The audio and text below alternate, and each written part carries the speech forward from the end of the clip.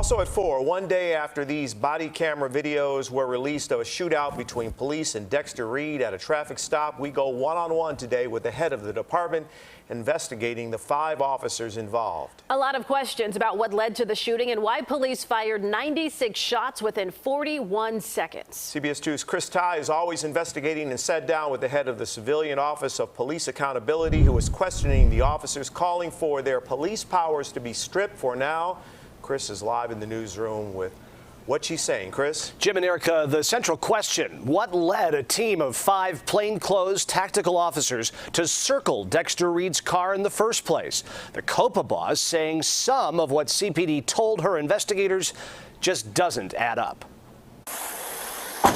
Roll the windows down. Chicagoans should look at this video release that they saw yesterday and be dismayed by the set of circumstances that officers found themselves in and that Dexter Reed ultimately lost his life during. Don't roll the window up.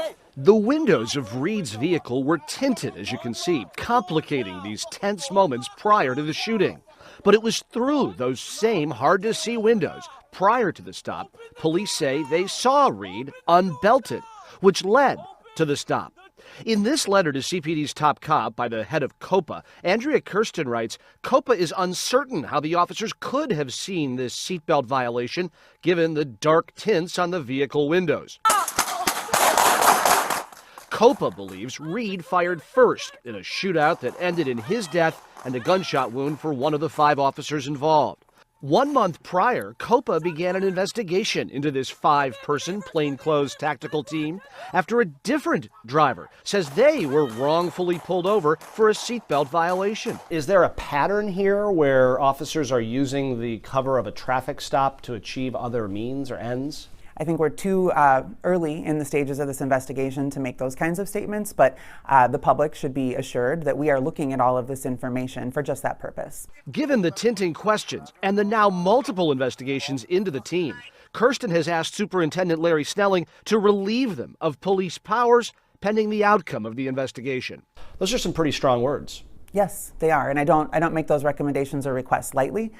Her team continues to investigate whether there is a puzzle piece missing here that led this tactical unit to turn their attention to this driver, a driver all parties believe was unknown to the officers ahead of time. How does your office sort of get at what's missing here? Right, I think that's what the investigation is for, precisely. That's exactly what we are seeking to sort of unravel, whether there is missing information, and if so, what. Kersten says she doesn't believe those officers have been stripped of their police powers pending their investigation, but encouraged us to ask Superintendent Larry Snelling of Chicago Police. His office declined an interview request by CBS 2, but sent us a statement saying this shooting remains under investigation by COPA with the full cooperation of the Chicago Police Department. We cannot make a determination on this shooting until all the facts are known and this investigation has concluded.